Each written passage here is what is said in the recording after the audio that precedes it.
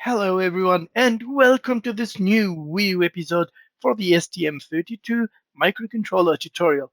And today, this is the most important episode in the whole tutorial. Don't mistake me. All the other episodes are very interesting and will give you a lot of educational material. But this one, you will see how you can move from a very simple code, the one that we created from scratch, to a function that will simplify it and make it modular. So especially for today, we are going to take a very big board, the STM32 F446 or the Nucleo F446ZE, which is a huge board with a lot of pins. And we are going to create a function that will simplify the way to set the pin as an output and also after that, controlling the state. So where in the previous series of the STM32F1, we had the pin, the port, and the pin. Now, which is very new, we are going to create the function that will directly target the pin.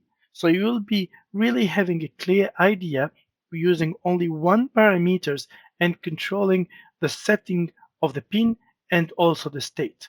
So let's see quickly an introduction example. So we do have our board here connected with a bucket of LEDs.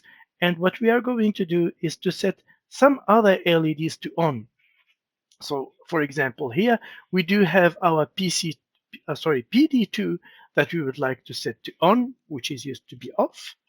And also we do have the PD15, the pin that is set as an output, we would like to set to on. Okay, so if I save, build, and load my code, you will see additional colors coming in.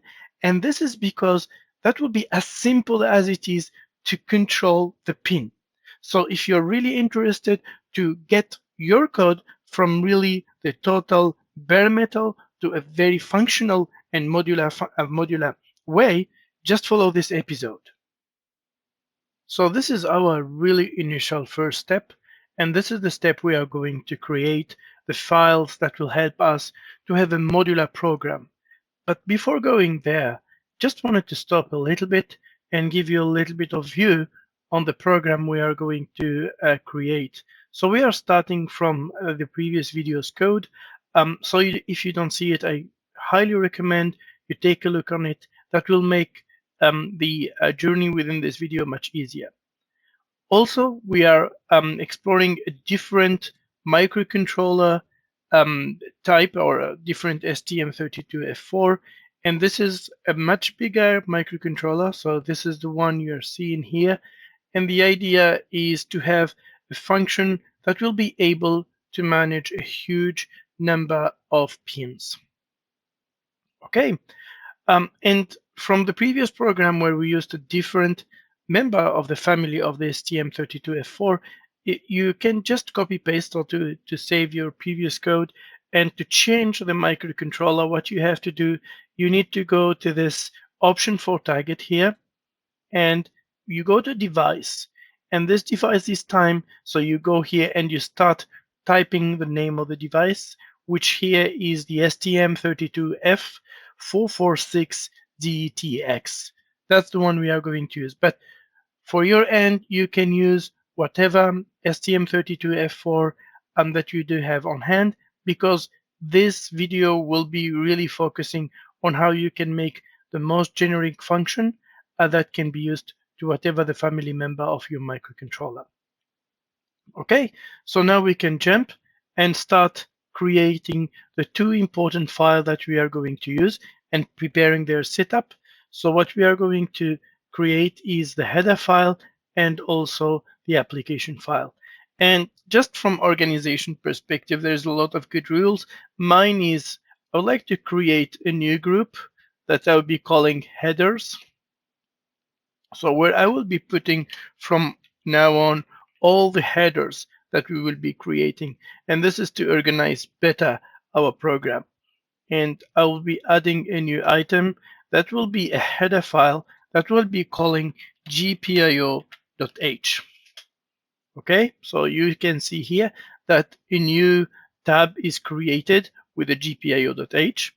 And also I'll be creating in the app group a GPIO.c. So I will add here, and that will be a C file or application file, and I'll be calling it GPIO. Okay, so now I do have this 2 file created, and to connect the whole thing together, what I need to do is I need to include here the GPIO .h, so it has been recognized immediately. So, and let me make it bigger within the C file, the application file. And also what I'll be doing is copying this GPIO.h here, putting it here. And now what is going on is whatever the function we are going to create and put within GPIO.c and h, we will be able to use it within our main program. Okay, and also I'll be copying this function here within our GPIO.c, so we will be able to use this function to use all the structures, all the richness of the file that have been already made to create our GPIO file. Okay, so now we do have our C file, which is ready to start creating function within our application file and move them to the header file so we can provide them to our main file. We will be going through all those steps one by one, and we will see how to build it. So now we have completed creating the files that we will use to manage our program. The next step is, as we have seen in the previous code examples, is to start initialization of the GPIO clock. So if you remember well in our previous code, you see, and this is totally for a different family of the STM32F4, we needed to enable the GPIO port. So let's bring this one here and take a look again to the STM32F446, and we go for the reset and clock control. And so let's make it a little bit bigger. We go to the register, and I think if we go back quickly, it was AHP1 enable register. So let's go to the AHP1 enable register. Where is it? And this is the enable register. So you can see here, we do have a huge number of GPIOs that we can enable. And what is extremely interesting here, and this is the pattern that we are going to use to make the modularity of our program, you can see that GPIO A enable is a 0 where the H is 7. So it's almost a logical pattern between GPIO A to GPIO 7. So what we can do here, and it will be quite simple, so we can start going to our GPIO C. So let's save here, and we can create a function that we call void, because there's no output from this function, and we call GPIO, we can call it GPIO Port init or RCC init, up to how you would like to call it, and you map it. So, and as an input, that will be just a char, and that will be called the GPIO, and that will be the GPIO port actually.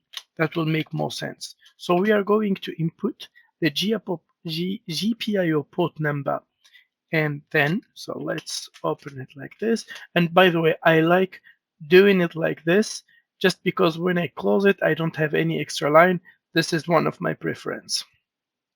Okay, so let's take a look again. So if I have GPIO A, it will be 0 up to H, that will be 7. And this can give us kind of an idea if the GPIO number, if we start counting that the port A is 0 and the port H is 7, this will be very helpful function. So that will be a simple RCC. So we are going to use the structure that we have been seeing so far, and AHP1 enable register. And what we need to do is or equal, and what we are going to do here is having one where we are going to move the bit based on GPIO port that we are going to input. So we put this one here. Okay, so that should be good for now. And the idea of this is each time I will input, and you are seeing the logic. So if I go back here, let me save again for this one. And if I go here, so what's happening? So each time I have a port to I would like to enable, I just go through the number of it. But that will make more sense in the previous review, in the previous steps, where we'll see how this function will provide us a certain modularity. Okay, that was the step one. And as a second step, which will be very interesting now, is to identify and to get the information that we do have that port with us. So within this step, we are going to see how we can select that GPIO port and bring it to life. So what we are going to create now, and we're still saying we're still within this GPIO.c, and here this is quite interesting. So the output of this function will be a pointer actually, and that will be the GPIO, and we are going to put the type def. We are going to use this type def and to get it, and you'll see how easy later on this will be very helpful. So we call this function get GPIO. Okay, as the input also we can put char and GPIO port, same name as the previous one. Okay, so let's begin our function and go here. Okay, so first of all, we need to return something.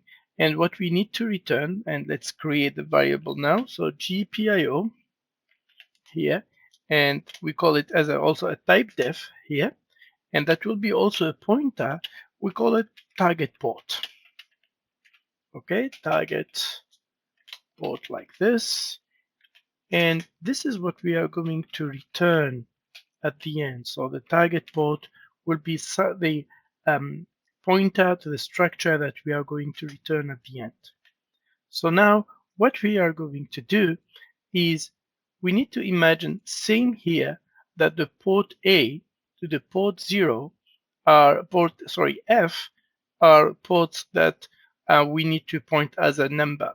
So what we can do, and this is to simplify and to give us a picture. So let's save this one. Let's bring this one and show it here. So the GPIO.h. So what we will do, let me bring this snippet so we don't spend that much time writing code. So we are going to define port A as a 0, port B as 1, and going so on until port K 10. And why I'm putting port A, where until we do have, if we go back again to here, we do have only enter to H. But there is a bigger microcontrollers, and we would like to cover as much as possible. So here, what we are going to do, we are going to use a switch function. So what we are going to put is we are going to check we're using switch, and the switch function is a kind of a if function, and here we are checking our GPIO port. Okay, so we are checking there, and we are going to see like this. So what's going on here? So we put case if this is equal to port A, so it means if GPIO port is 0, so let's put port A, then what will happen is target port, our target port will be equal to the GPIO A. Okay, so this is our GPIO A, and this is a pointer structure that has been already defined within the STM32 standard flat file. So even if I go here and go to the definition of GPIO-A, you see this is already defined structure here. Okay, so let's close this one because we don't need it right now. And that will be the same. We can copy the whole thing like this and save, paste it. And for port B, we will also, the target will be port B. Okay, and to avoid repeating and writing the whole thing for you, I will be copying this one. So just because now we understood the logic, and paste the whole thing. Let me make it smaller because do not repeat myself a lot. But so what we are going, yeah, and also I need to add a break here, and this is to stop the iteration then. And after that, you see, after port C, I start having if defined GPIO for the port D, we can try to find it there. And you can see little by little here that up to the port F, the color of the font is clear, and also actually H, but from I and J and K, there is no, it's a kind of transparent. And this is because within this library, regarding the one for this specific microcontroller, there is no port I and J and K. And imagine you are using much smaller microcontroller, you will see those one getting also transparent.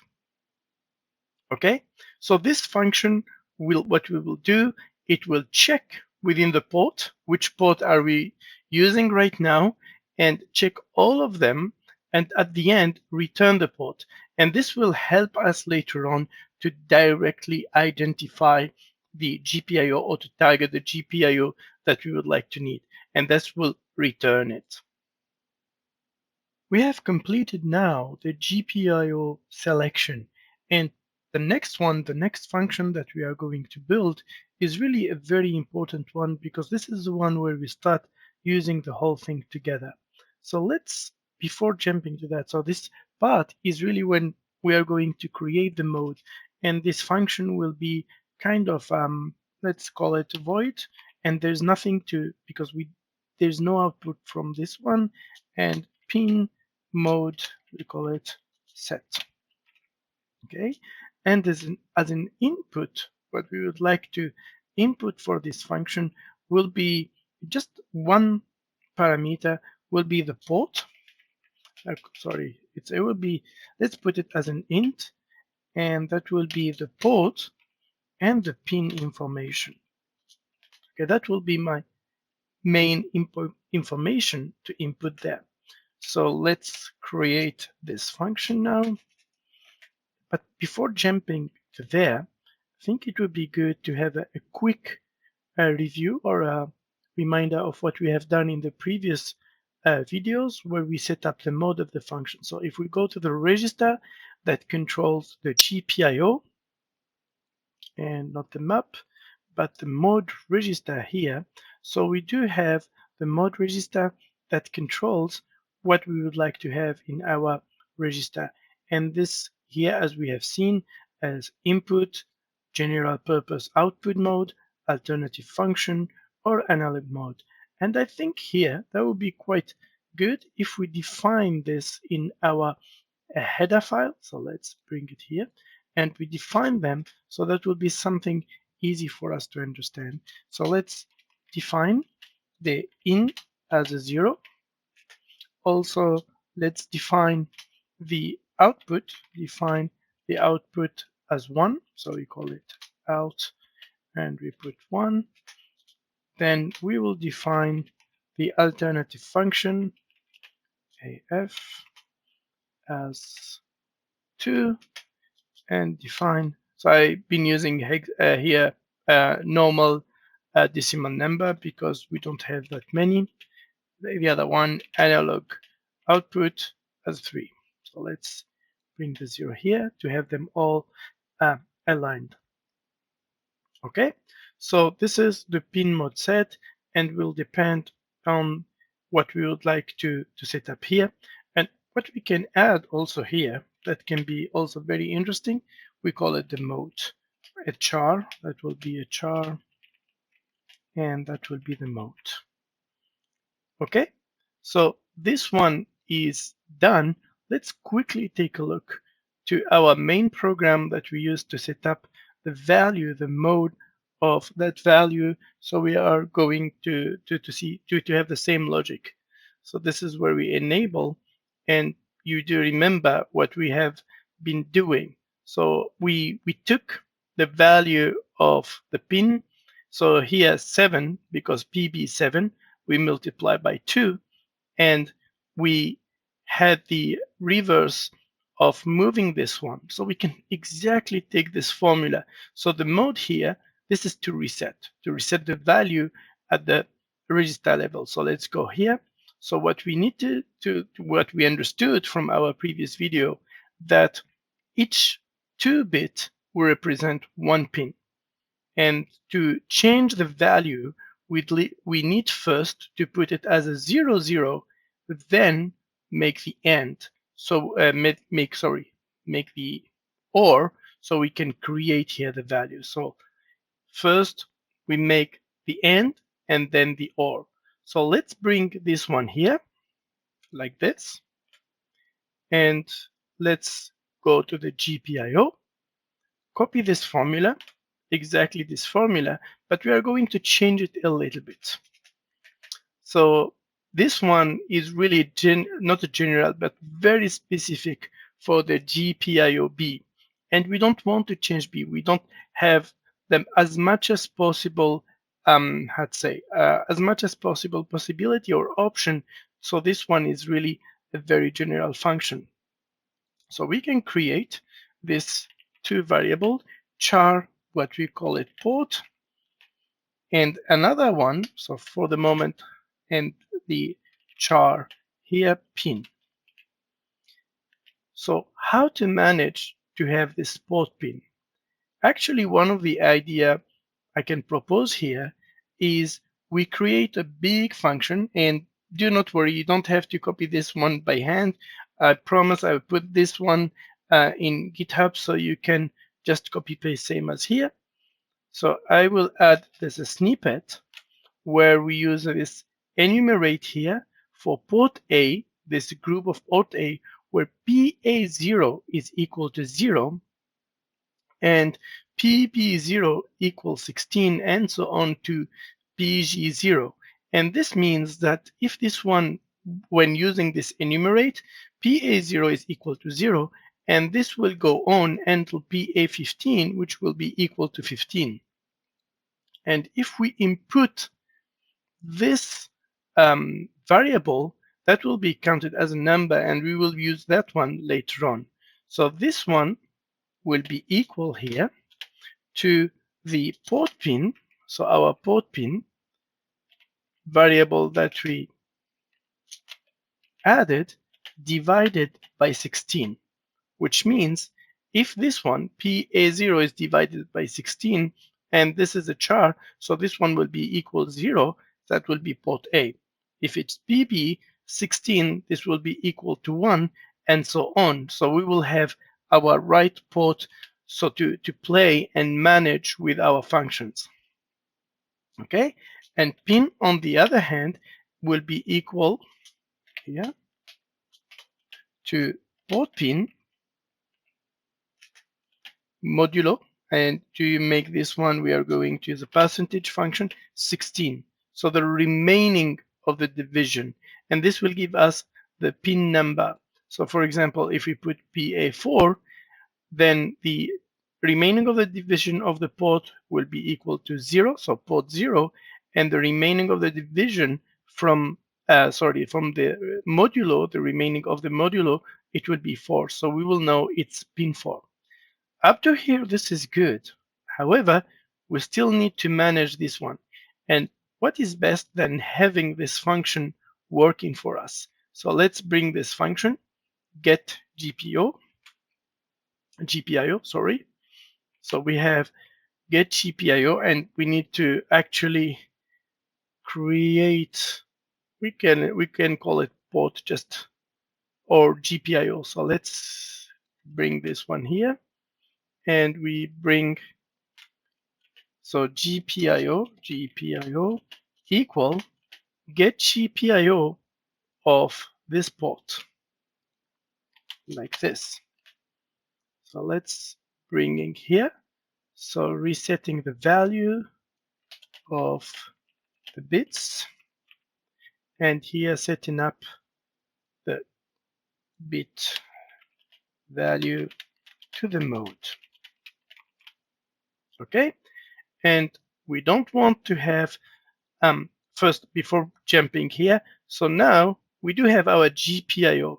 So if I just put GPIO, just for you to see, if I put GPIO and I do like this, you can see that GPIO is already a pointer to the structure related to my target GPIO. Okay, so now we can just remove the B, and the GPIO is a function that is modular and then connect directly with the target port pin that I want. Now, the only thing that I need to change here, so is this number 7, I just need to change it with a pin, and I change this 14 also with the pin multiplied by 2. And now I do have a function that based on the mode, and actually here, it's not anymore 0, 1, but it will be mode. It will depend on the mode that we would like to initiate.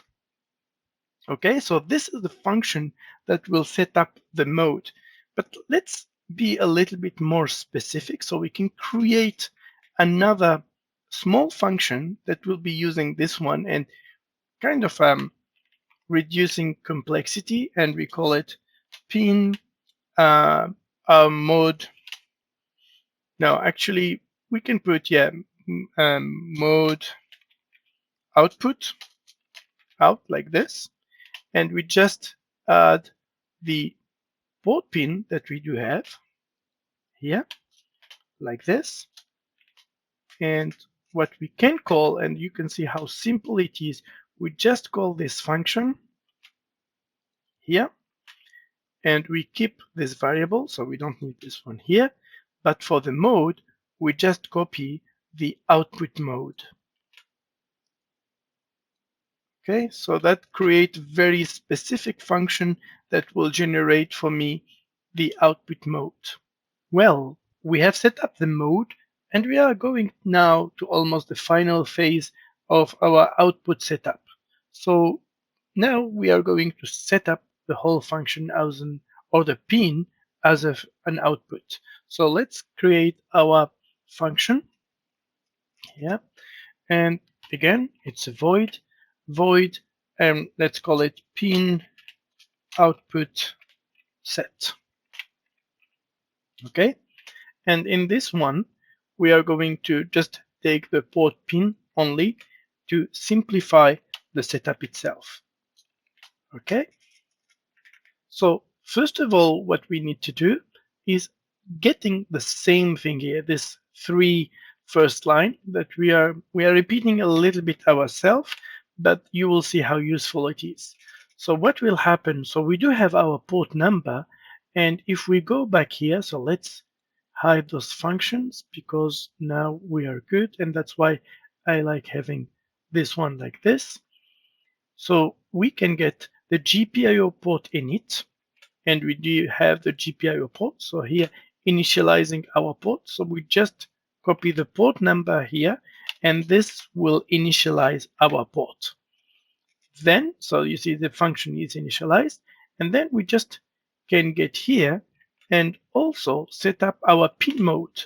So we can put our pin mode here and just we add the port pin here directly like this. So we do have our port pin, and it's already set up as an output. But before jumping further, let's quickly go back and see what we needed to do also. So we did set up our output pin here. So this one we enabled, and then we set up as an output. But also we need to set the pin as a PP, or I forget it. Let's check it again. So this is something that happened. And so this is the one here. So for order speed, not the order speed. Let's go back. So this is the mode. And then, yeah, sometimes we have a little bit of the output type. Let's check for the output type. The output type is almost here. This one. Yeah, the output type. So we do have 2 possibilities. So this is the speed type. This is the output type, apologies. So open a push-pull or open drain. And we don't want to have our pin set as an open drain if we would like to have a general output one. Okay, and you can see this is a very simple one match bit to pin. And you can see here, so what was PC13, we just need the PC13. So we go back here and we can copy, not this one, but from this one. And because we already have this GPIO, and we just copy. So what we need to do is also the same thing. So in this one, we wanted to put it as a 0. So let's copy this one.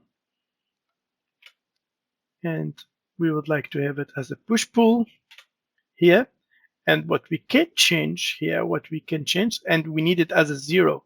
So the 13 here is the pin number, where this one is just the GPIO, because we do have a target GPIO. And based on this, we are all good. But let's add one thing. So this is just for me, it's as an example. We can also play a little bit with the speed register. And let's say we would like to have our pins always going in high speed. And this is based on your preference. So if we would like to have a high speed, we need to go first here and make some definition. So let's quickly go back to the, so 0, 0 low speed, 0, 1 medium speed, then fast speed, and then high speed for 1, 1. So let's define them. So go here, define, and we said low speed is a 0. Let's define quickly, not like this, define medium speed as 1, define again the fast speed, interesting, as a 2, and define the high speed as 3. Okay, so we do have all these defined.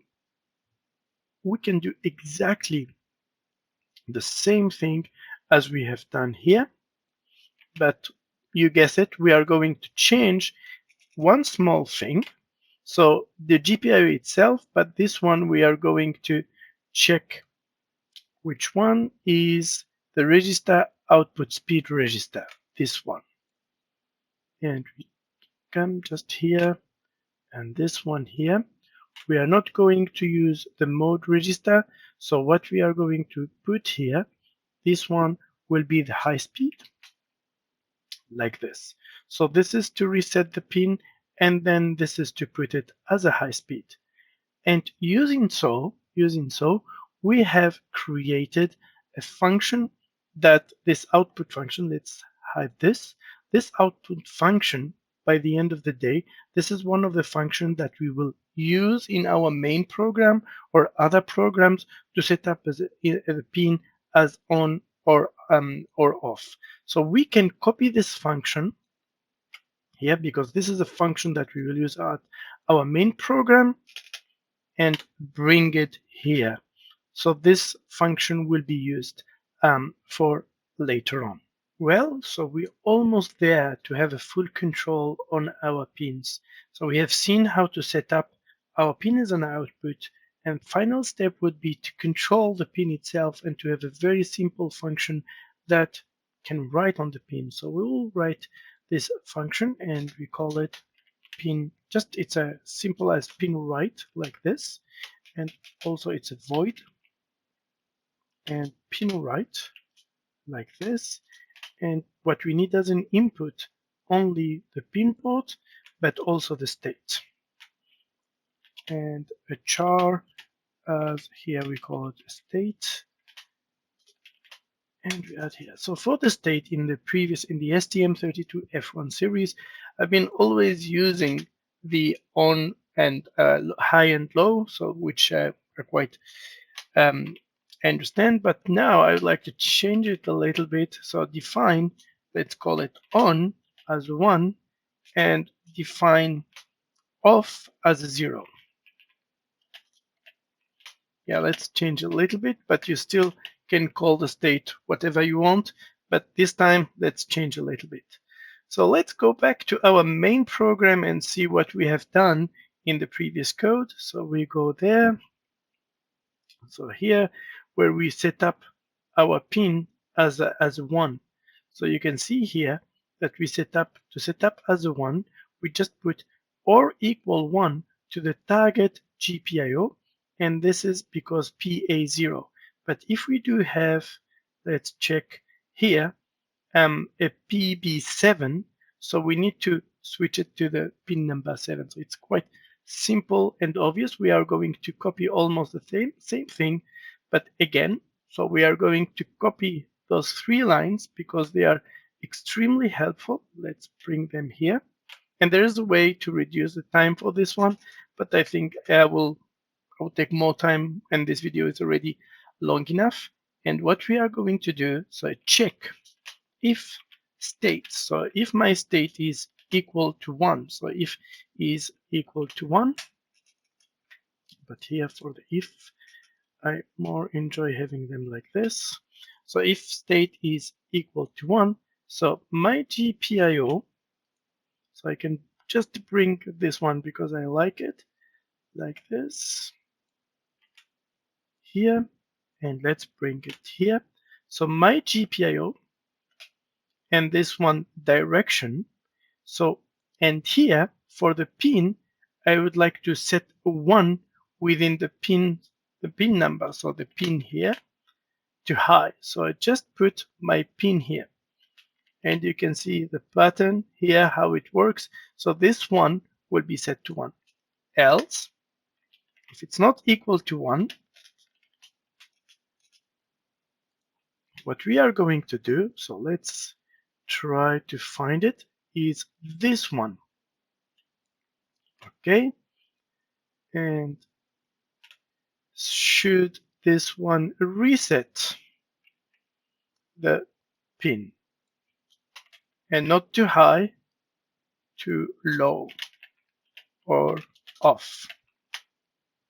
Okay, and exactly same here. To set it as off will be this one also pin, like this, and we put just GPIO.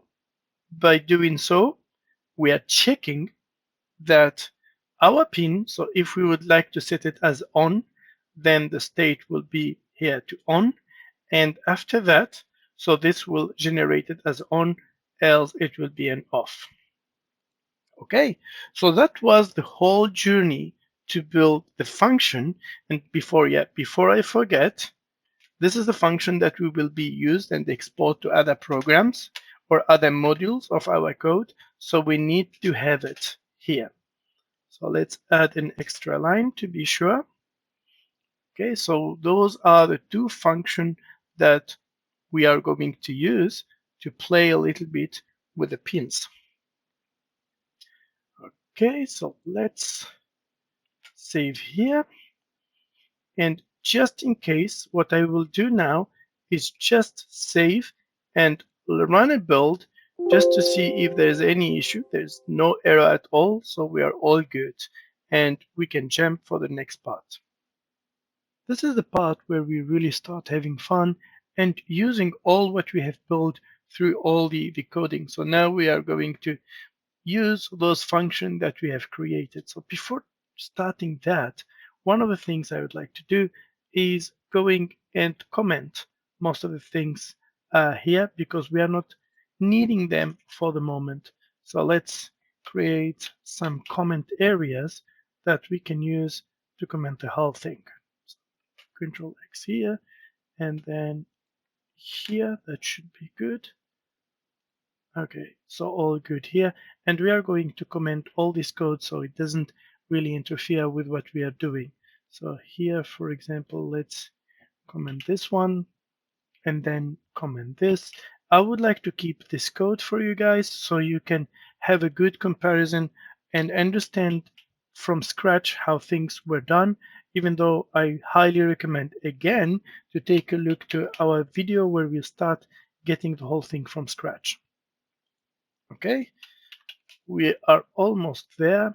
I know we would like to use quickly the code and take a look at it. So myself too, quite impatient to see if there is an error and if we need to debug something just in case. So let's bring this one here, and all the code we have wrote now, like previously in the previous tutorials, is commented, and you can imagine everything without this code. So now let me go back to the pin output map and bring the video back here. Okay, so this is our circuit here, and so we do have our STM32 connected to a bunch of LEDs which are here. And this is not the perfect way to use this LED table, but it's a good example. And why I'm using all this huge list of LEDs that I will show here in much bigger way, I'm using this one so we can randomly, so I pointed them and I know which LED will control, which pin will control which LED, but the selection was random. And this is to be sure when we are testing our output function and our write function, everything goes well. Okay, let's hide the video and go back to our code. So now it's quite very simple. So at the beginning of our code, as we added at the beginning, include GPIO.h, and we do have those function mapped. So what we need to do, inside the int main void, we need to put pin output set, and just put the first pin that we would like to do is PA0. PA0 like this. Then what we can do here is pin write, and for PA0, actually 0, we would like the state to be 1, okay, or to be on. Okay, so we are writing to be on, and this one is wrong because this one should be PA0, and this is getting correct. So let's just save and build just in case everything is good. Before loading the code, let's be sure that everything is connected properly. So we are going to debug. We are connected to our ST-Link debugger. And after that, so we do have our system recognizing exactly our loader. And from Flash, I'm checking this reset and run, and also unchecking enable for the new version of Keil version 5. If you do have an older version, you should keep this one enabled. And I'm checking this one so I do not need to click on the reset button or to push the reset button.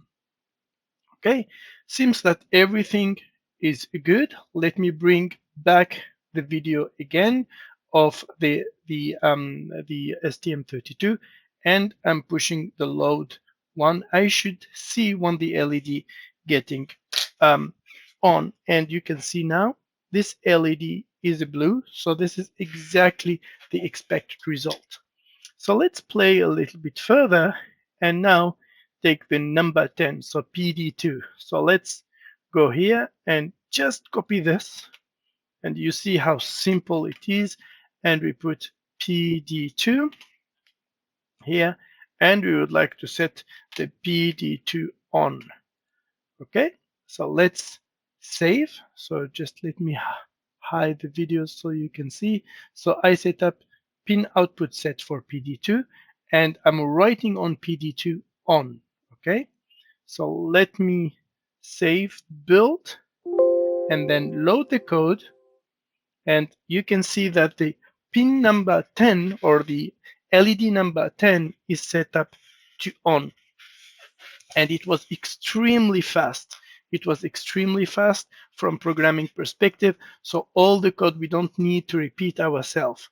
So let's play a little bit now and add some of the pin just to see that everything goes well. So we had PD, let's have the PC2, go here,